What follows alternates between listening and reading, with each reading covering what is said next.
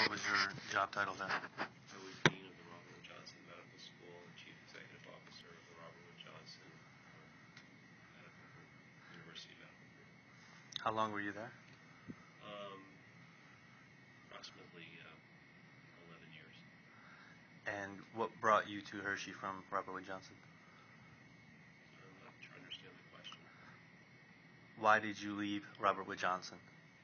I was recruited to Penn State. What was the reason for your recruitment? What special skills did you have? Object to the form of the question. Well, I was approached by Penn State University through their search firm. And I would assume that it was because of my experience as the dean of a medical school. Were you offered a pay raise when you came to Hershey as compared to Robert Wood Johnson? Object to the form of the question. Penn State University offered me a compensation package. Was the compensation package larger than what you were receiving at Robert Wood Johnson? Yes. Significantly larger? What does significant mean? What percentage greater? I don't recall. Where were you before Robert Wood Johnson? I was at Hofstra University in Philadelphia. What was your role there? I was Associate Dean for Graduate Medical Education. I was Associate Hospital Medical Director and Director of the Medical Intensive Care Units at Hahnemann University Hospital. How long were you there? Approximately 7 years. And why did you leave there? I was recruited to Robert Wood Johnson Medical School. For what reason? Object to the form of the question. I'm not understanding. What special skills did you possess that Robert Wood Johnson had interest in you? Object to the form of the question. I'm not sure. They were recruiting me. Was your job primarily administrative at Hahnemann? It was clinical. I ran the medical intensive care unit and I took care of patients in pulmonary and critical care medicine. And I was also administrative. As well as academic? Yes, I was an associate professor of medicine and anesthesiology at Hahnemann University. At Robert Wood Johnson, was your role primarily administrative? Yes. Did your role also include financial responsibilities of the hospital's profits? Object to the form of the question. At which institution? At Robert Wood Johnson? I did not work for the hospital at Robert Wood Johnson University Hospital, so I had no direct responsibility for financial operations of the hospital. So you primarily were dean of the medical school, but I thought you had said you were also CEO Object to the form of of the question. a medical center. No, what I said was I was the Chief Executive Officer of the Robert Wood Johnson University Medical Group. Okay. When you arrived at Hershey, was Hershey Medical Center the first employer where you were CEO of one institution and the dean of an affiliated institution? Object to the form of the question. I'm not trying to understand your question. At Robert Wood Johnson, the medical group that you were CEO of, was that a similar role to your role as CEO of Hershey Medical Center? No, it was not a similar role. Was that a less complicated or scope in size medical group compared to the Hershey Medical Center? Object to the form of the question. The Robert Wood Johnson University Medical Group was, and I believe still is, a multi-specialty physician group practice. At Hershey Medical Center, your roles as CEO, can you please describe them? I oversee the operation of the Penn State Hershey Medical Center and its component parts, including the Penn State Hershey Medical Group, the Penn State Hershey Health System. Are you involved in financial records of Hershey? Object to the form of the question. As part of my responsibilities, I am responsible for the financial performance of the Penn State Hershey Medical Center. And what is your role as Dean of the College of Medicine? As Dean of the College of Medicine, I'm responsible for the oversight and operation of the academic programs of Penn State's College of Medicine, including education and research. Are you involved in giving lectures, seminars, or teaching directly to medical students? I do teach medical students. Do you teach medical students in a clinical approach? Object to the form of the question. I teach medical students in the classroom setting, as well as students that rotate through pulmonary clinic where I attend. Do you have inpatient or outpatient responsibilities to Hershey Medical Center? Outpatient responsibilities. Do you work with residents as part of your role at Hershey Medical Center? I work with fellows, primarily fellows. Which specialty? Pulmonary medicine. Are you involved in evaluating them? Not directly. What is your role with them? Supervising them in the fellows clinic in pulmonary medicine.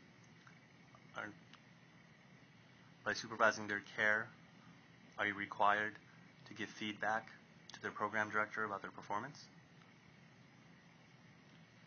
As I sit here today, I don't recall being asked to give direct feedback to the program director regarding the performance of fellows in the training program. Have you ever been involved in your career in formally evaluating medical students or residents, Yes. such as evaluations that are placed in their permanent record? Object to the form of the question. I have evaluated students and residents during my career where an evaluation would be put into their record. Have you done that similar type of evaluation during your entire time at Hershey Medical Center? Objection is to form. I've evaluated medical students in my teaching of the problem-based learning experience for medical students. Have you done that for... My question was, have you done that with residents, evaluated them Objection is to form. in a formal manner? As I sit here today, I don't recall having done an evaluation of a resident during my time at Penn State Hershey Medical Center. So the scope of your role as both Dean and CEO in terms of evaluating any student would be the problem-based learning class, where you would give them a grade at the end of the class? I object to the form.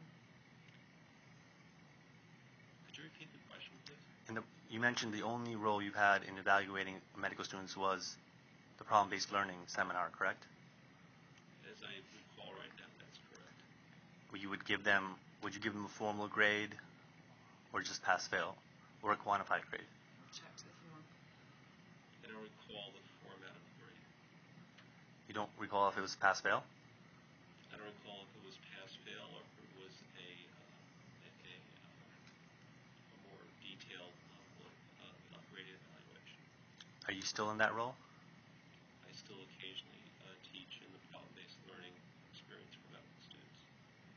During the course of your time at Penn State Hershey Medical Center, have you ever failed a medical student?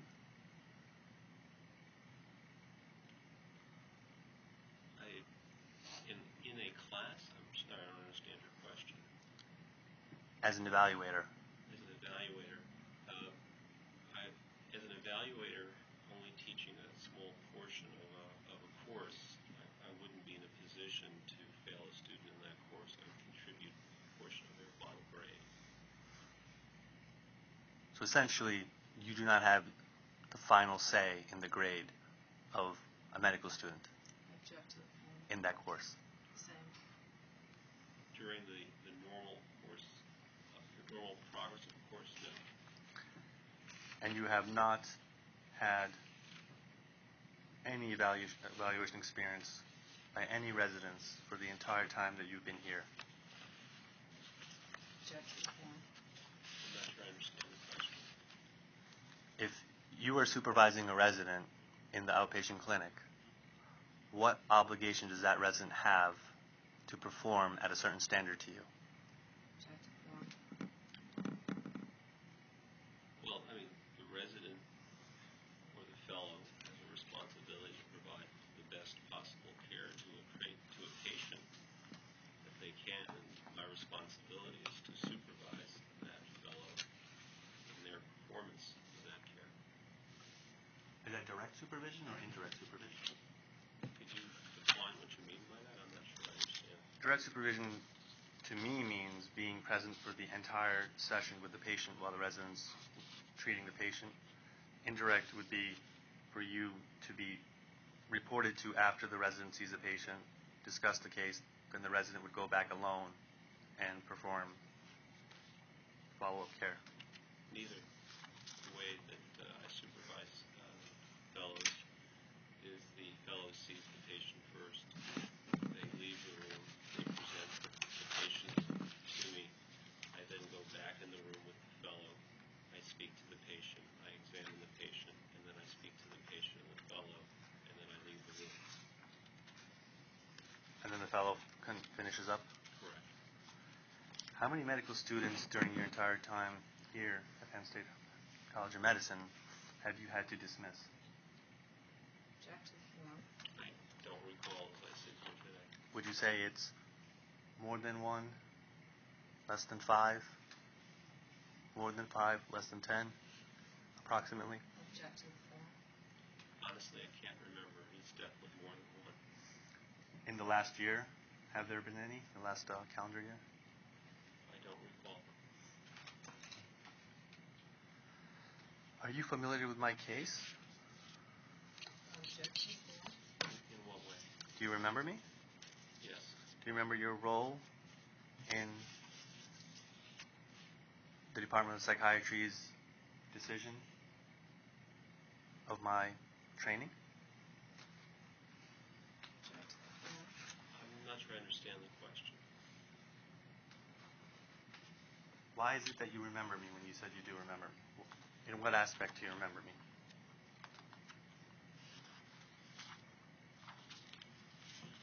I object to the form if you can answer it.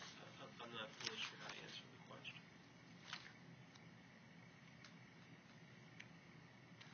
Okay.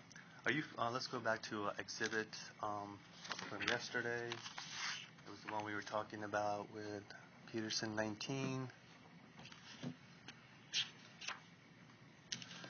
This one for Dr. Paz.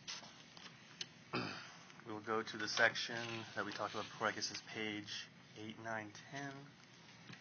Starting with the dismissal, page 9 on mine. I assume it's page 9 here. The subject heading is 19, suspension, dismissal, or disciplinary action. I think you're going to need to give Dr. Paz a minute to orient himself. He wasn't at the last deposition. So he needs to see what this is. If he can.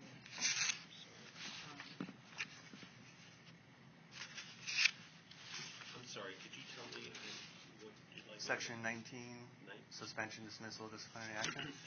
Page 9? Is it 9 or 8 for you? It might be 8. Well, it says page 9, number 11, suspend. Yes, suspension. okay.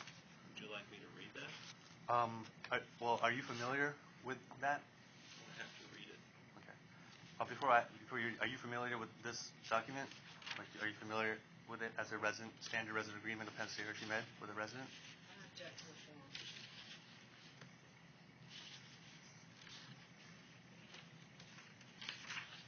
I don't recall seeing this specific agreement before. But to the best of your ability, does it look like a complete and standard resident agreement, barring the names? I object to the form. Well, I'd have to go through every page of it. Okay. Well, then we'll just go to the one. If you want to read If you want to read the suspension, dismissal, all the way to the end of the letter A under dismissal for cause. Are you asking him to read it into the record? No, he can just read it to himself. Okay. You'd like me to read page 9, number 11. Okay.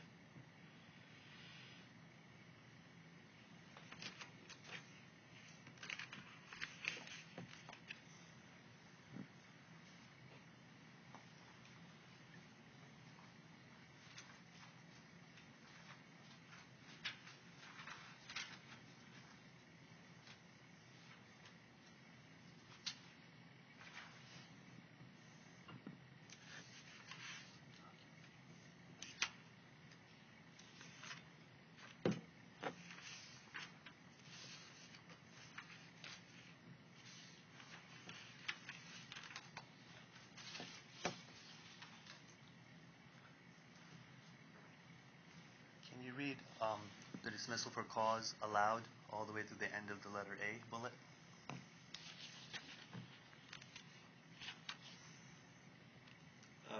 You would like me to read this out loud? Yes, please. So the court reporter can hear. Dismissal, 11.2. Dismissal, 11.2.1 for cause. Resident may be dismissed for cause during the period of appointment. Period. Examples of cause for dismissal include, comma, but are not limited to, comma, the following, colon. What does the word dismissal mean to you in the academic career of a resident? Object to the form. Well, I would interpret dismissal as meaning dismissed from the program, terminated from the program. Would dismissal mean to you terminated immediately, such as don't come back to work tomorrow?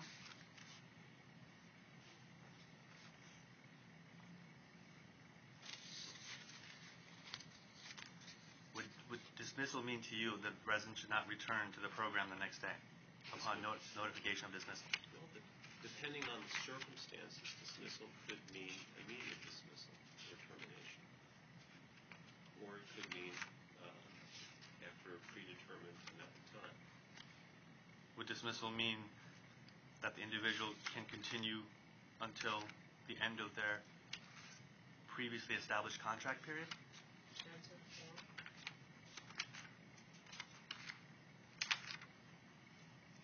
Do you want me to interpret if it's possible for someone to be dismissed to be allowed to stay until they finish their training? No, until they finish the end of the contract period during which the dismissal was enforced. At the end of the day, termination is not just about the action or the period of time, but also what's reflected in any official documentation or representation from the institution regarding the resident or fellow's training. So in other words, it's theoretically possible that someone could be dismissed on the last day of their training and technically have been there the entire time. But in their official record, it would say that they were dismissed.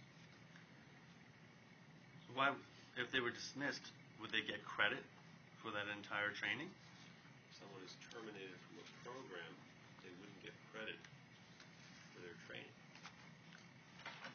So if they were terminated from a program, you would assume that, for example, say a child psychiatry fellow who was in the last 6 weeks of their program, which was my case, if they were given a letter which did not mention the word dismissal, that came from the department chair,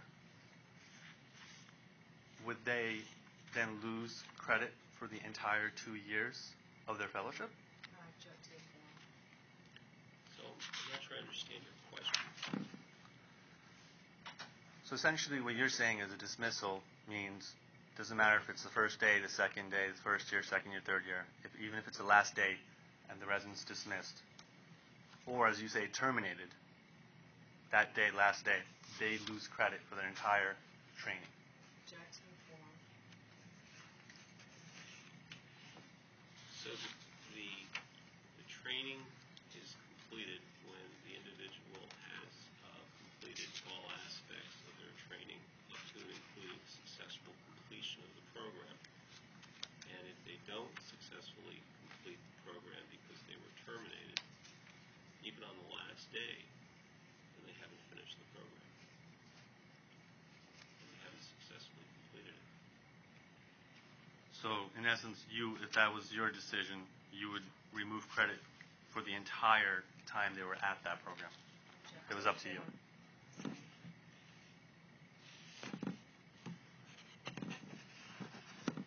sorry for repeating myself, but if someone doesn't successfully complete the program, they won't receive credit for it. Gonna have a new exhibit. It's got a Bates number on it. It's a letter by Dr. Paz, mailed to me.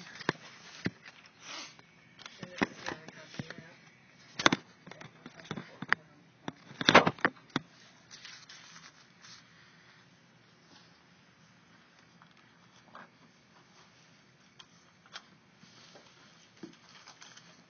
It's number 19.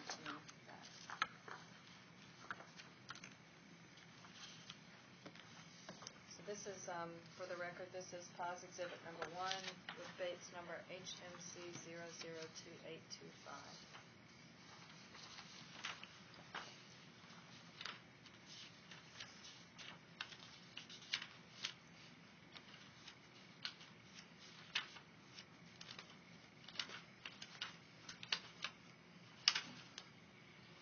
Do you recognize that letter, Dr. Paz? I do. Did you write that letter? I did. So you wrote it and you typed it?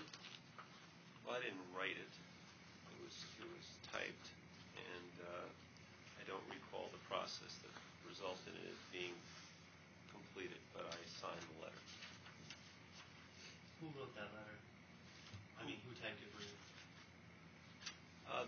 The letter would have been typed by one of our administrators in the office, given the initials after my initials. DCW would probably be Deirdre Weaver.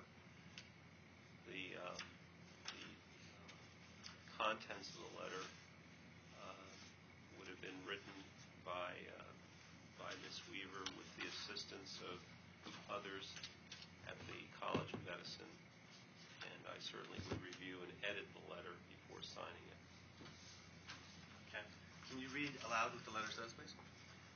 Dear Dr. Khan, I have reviewed the recommendation of the appeal board, which considered your appeal of the training committee of the child psychiatry program, and I met with you on July 28, 2010 to hear your views as to the committee's decision. I have concluded that the recommendation of the appeal board should be affirmed. Accordingly, the decision of the residency training committee of the child psychiatry residency will remain in effect and is final.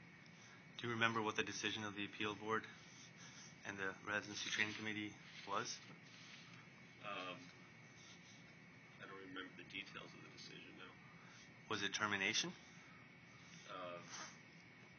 As I said, I don't remember the details of their recommendation. Okay. New exhibit?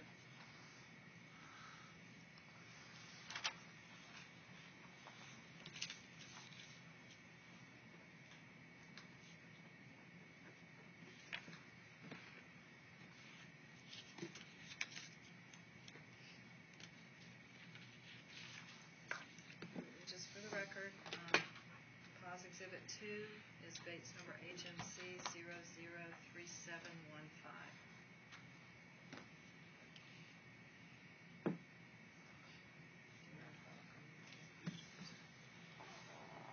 Do you want to read aloud for me, Dr. Paz? Would you like me to read this entire note to the file? Sure. It says note to file, has Dr. Khan's name on top. The following notes, and I'm reading now from the notes, it says, the following notes were taken during a meeting held on July 28th, 2010, between Harold L. Paz, M.D., Dean of the Penn State College of Medicine, and Dr. Amol Khan, M.D., a resident in the Department of Psychiatry at the Penn State College of Medicine, period. The meeting was held at the request of Dr. Khan to appeal the decision of the Penn State Hershey Medical Center Department of Psychiatry RTC decision for dismissal. Dr. Khan expressed concern. Can we stop right there, please? And let's keep that thought in your mind. Let's focus on that paragraph, especially the last sentence.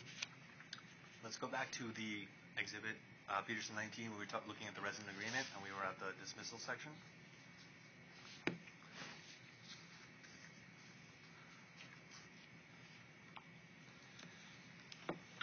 It's page 10. Okay. So we were on 11.2.1, page 9, where we talked about failure of resident to meet the performance or standards program. And then when we go to the dismissal procedure,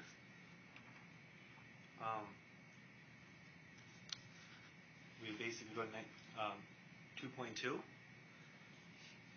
Can you read 2.2 aloud? Sorry, where is that? On the next page, 11.2.2. You'd like me to read this? Aloud, please. Thank you. 11.2.2 Dismissal Procedure.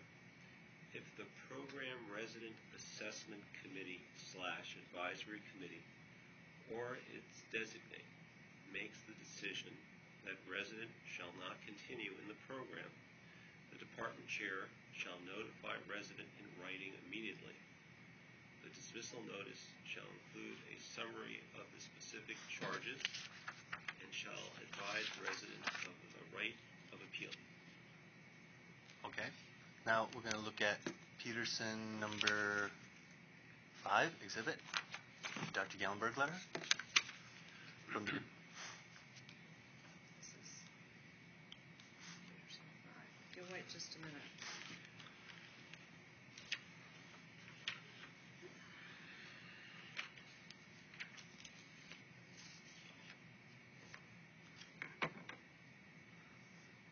Can you go to, can you look at the date? Can you read aloud the date of that letter? The letter in front of me, Yes. May 21st, 2010. Can you go to the second page? Can you go to the section where it says, I'm in agreement with the Residency Training Committee, and read aloud all the way to the end of the letter? Like me to read beginning with the sentence starting with I am in agreement. Correct. I am in agreement with the Residency Training Committee assessment, which leaves me with no choice but to inform you of the following: Number 1, you have not successfully completed the Child and Adolescent Training Program. Period. 2, the time period from November 16th, 2010 to June 30th, 2010 does not count toward your fellowship training or board certification. 3, your contract terminates on June 30th, 2010. Next paragraph. Your contract, employment, and salary shall continue through June 30th, 2010. Period. Your work-related responsibilities continue until that date. Period. You have the right of appeal against this decision. Period. A copy of the appeal policy from the resident agreement is attached. Period. New paragraph. Your adult training diploma still requires your completion of the patient logs and systems-based case. Period. Once completed, you should contact Dr. Bob Khan to obtain your adult diploma. Period. A copy of this letter will be forwarded to the Associate Dean for GME, and placed in your permanent resident file. Period. After reading that, does it sound like the chairman, Dr. Gallenberg, who authored this letter, dismissed me? Object to the form.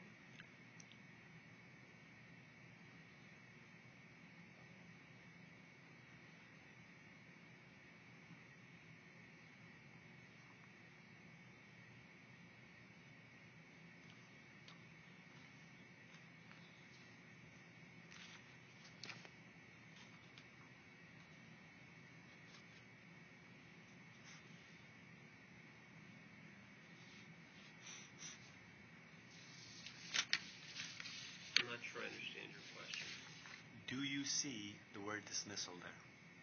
I do not see the word dismissal there. Or suspension? I do not see the word suspension there. Or disciplinary action?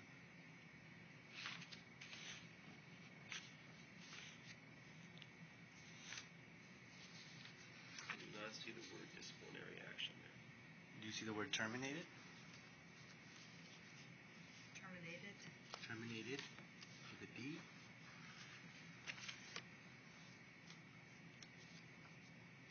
I do not see the word terminated with a D. I see the word terminates. What date does it say terminates? June 30th, 2010.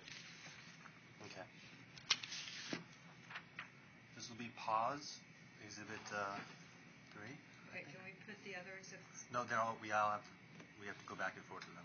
This is actually the same as Peterson 6. I got the Bates on it, so it's up to you if you want to call it Peterson 6 with Bates, or because I found a copy of it with the Bates. It's the same document. I would rather mark it if it has the Bates number on it.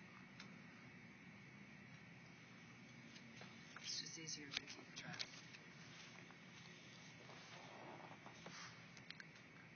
Let me ask you before we look at that document. Oh, sorry, you're typing here.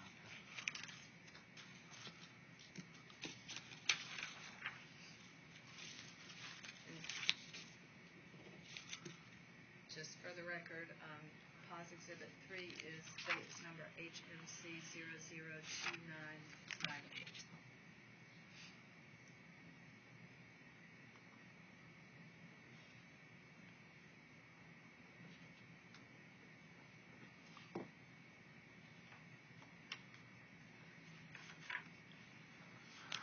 Okay. What does it say on that document as the end date of my contract?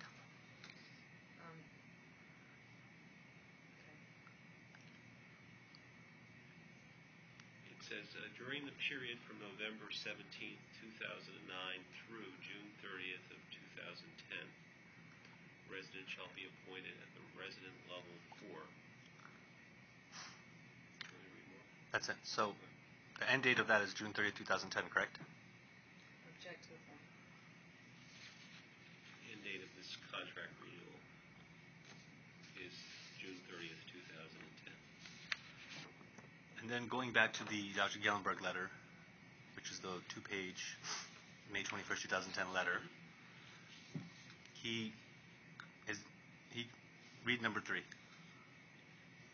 Your contract terminates on June 30th, 2010. So after reading that, does it sound like the chairman exercised 11.2.2 dismissal procedure for a dismissal? Which document are we on now?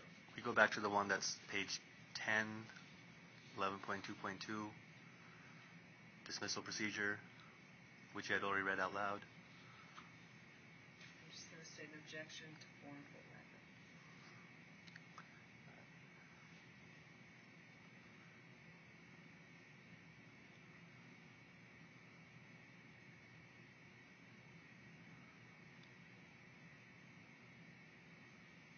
Could you repeat your question, please? Does it sound like Dr. Gellenberg exercised in his 52110 letter the next step in the due process of dismissal of 11.2.2 accurately and properly? Object to the form. To me, it sounds like Dr. Gellenberg wrote a letter to you indicating that you would not receive credit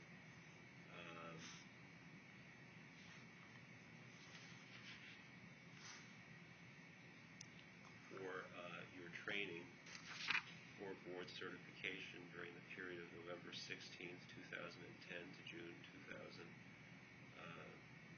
30th, 2010, and that your contract would expire at the end of June. So according to what you said before, when an individual gets terminated even on the last day, or, even any time before that, they would lose credit for all of their training. Yes, they could. However, I lost credit from November 16th, 2010, which is a typo, obviously 2009, to June 30th, 2010. But I received credit for the 16.5 months before. Why do you think that is? Object to the form question. A child fellowship is 2 years, just to let you know.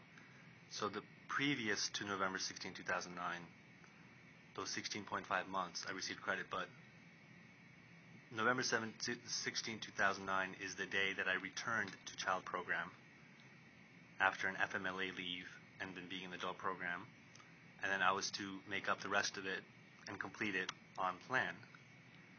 However, at some point, Dr. Gellenberg and the Residence Training Committee Gellenberg followed dismissal procedure. So if it were up to you, would you have the power to change the decision of the chairman? I object to the form of the question. So there are a lot of questions that you just asked me. It would be helpful if you could just Ask you one at a time? one at a time. Okay. And just to note for the record, it's 5 till 2, and we will conclude the question. We do 2:05. We started late. I gave you a 10-minute break. We started late because you came 10 minutes Dr. after the Gellenberg? first deposition. No, I told you All right, let's earlier not you just agreed waste that my we time. ended at 2. So 11.2.2, did Dr. Gellenberg follow that procedure? Object to the form. Just simple yes or no. I object to the form. As I read the dismissal procedure, the department chair, that would be Dr. Gallenberg, notified the resident, that would be you, in writing. In terms of immediately, I'd have to go through all these different pieces of paper to try to figure out if it was immediate or not. But I do see that he did write to you and inform you in writing. But he did not write dismissal, correct? We went through that already, right? The word dismissal is not in the letter that he, at least in the section of the letter, I didn't read the entire letter, but the section of the letter that you asked me to read, beginning with I am in agreement, the word dismissal is not there. Okay. Please go back to the one where I gave you pause number 1 or 2, I think it was, the memo. Yeah, Amicon MD up top, the minutes. This is pause number 2. Has your name at the top. Yes. And remember, like you read the first paragraph for me, and the last sentence said, read that again, please. The last sentence of the first paragraph, Yes. the meeting was held at the request of Dr. Khan to appeal the decision of the Penn State Hershey Medical Center Department of Psychiatry RTC decision for dismissal. Okay. Did Dr. Gellenberg's letter say that the RTC recommended dismissal? I can help you with that. If you go to the first page of Dr. Gellenberg's letter. Did you ask me a question? Okay. Can you answer? Well, as I said earlier, you asked me to read a paragraph of this entire letter. I have not read the entire letter today. Okay. If you want to read the rest of it to yourself, please take a minute. Okay. Dr. Gellenberg's letter. No, the memo. Which memo? What's the standing don't- question? Oh, I thought you were talking about the memo. If you want to read, I will refer you to the part that discusses this. Please read the third paragraph Where are we, Dr. of Gellenberg's letter, first page. You would like him to read the third paragraph on the first page of Dr. Gallenberg's May 21, Yes. 2010 letter. After many, you want to read it out loud? Yes. After many meetings with the faculty, setting up a remediation program, and many written letters and emails about your attendance, charting, and other problems, there has not been an acceptable improvement evident in your work. On February 25, we discussed that you had to improve the quality of your work and follow the remediation plan to continue your clinical work and education with the department, period. The Child and Adolescent Psychiatry Training Program has worked with you in every way to support and develop your work skills and to meet the necessary clinical standards and expectations. After additional feedback was solicited from the faculty, the Residency Training Committee met and determined that your clinical work remains unsatisfactory and does not meet the necessary standards required for patient care by a resident or fellow in the program. Period. Does it say anything there about dismissal? The word dismissal does not appear in this paragraph. But you do see Residency Training Committee, correct? Met and determined. It says the Residency Training Committee met and determined that your clinical work remains unsatisfactory. Okay. And now going to the memo with Emil Khan, MD, my meeting with you, Yes. and you read the first paragraph Yes. out loud, Yes. and the last sentence of the first paragraph, does it say just the RTC committee recommended dismissal?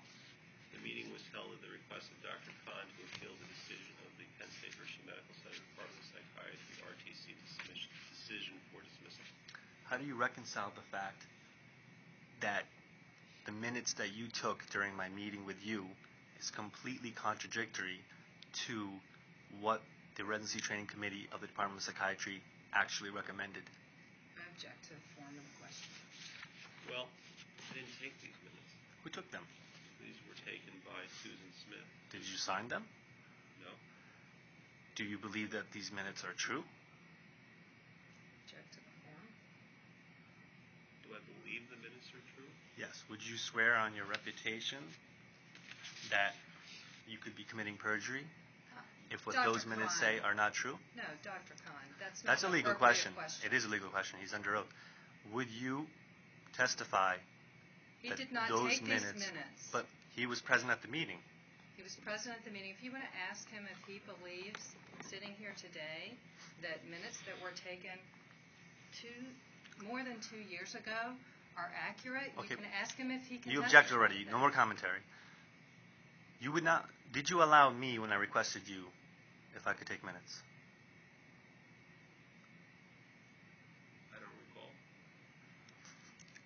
Why is it that you are allowed to take minutes, and now we have seen that they're contradictory,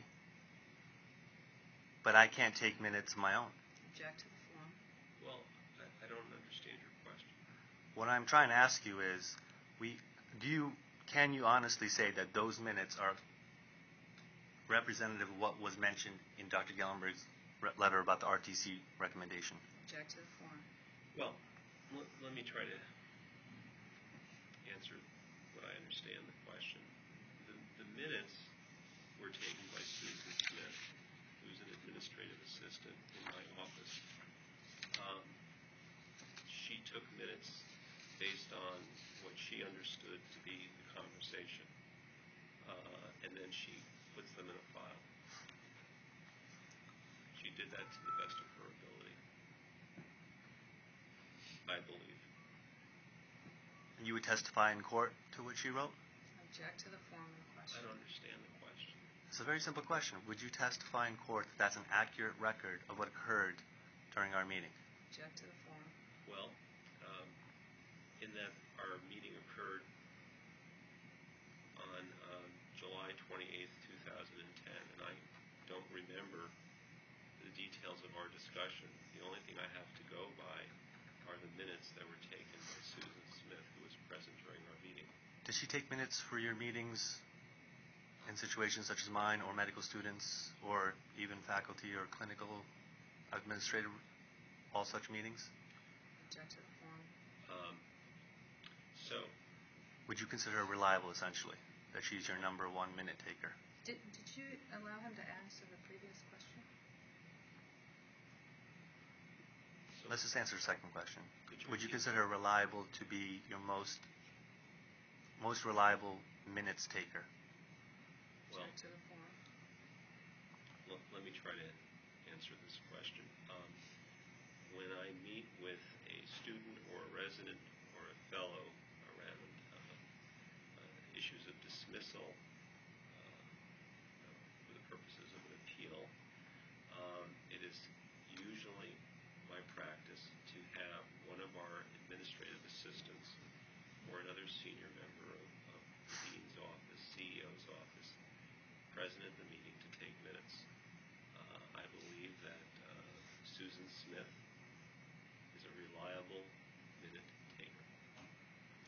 However, you never reviewed these minutes till today? I have reviewed these minutes before today. Dr. Khan, if you have one more question, it's 4 minutes after 2. 3 more questions. Okay, I'm done. We're not Would, going after 5 minutes Would you after 2. consider medical legal liability for documentation a serious matter Object to the form. when your name is mentioned on the record? Object to the form. I'm sorry, I don't understand the question. If your name is mentioned in a legal document, would you make sure that what it said was accurate about what happened in that meeting. Object to the form. So, again, let me try to answer this question. The minutes of the meetings are taken by an administrative assistant. On some occasions, the administrative assistant will take the minutes, type them up, and put them in a file. On other occasions, if there are questions, in particular if there are questions, I'll have an opportunity to look at the minutes before they're put in the file. Have you ever reversed the decision of a of an appeal board of a resident who's been terminated or dismissed? I don't recall, as I sit here today, if I reversed a decision regarding a resident, but I certainly do recall having not accepted the recommendation of dismissal for a medical student. Okay, but not for a resident, so let's clarify. As I said, I don't recall. Object to the form. Finally, go to 11.2.6 where it says recommendation. On that page 11. Do you have to go? I'm sorry, where are we? 11.2.6 recommendation.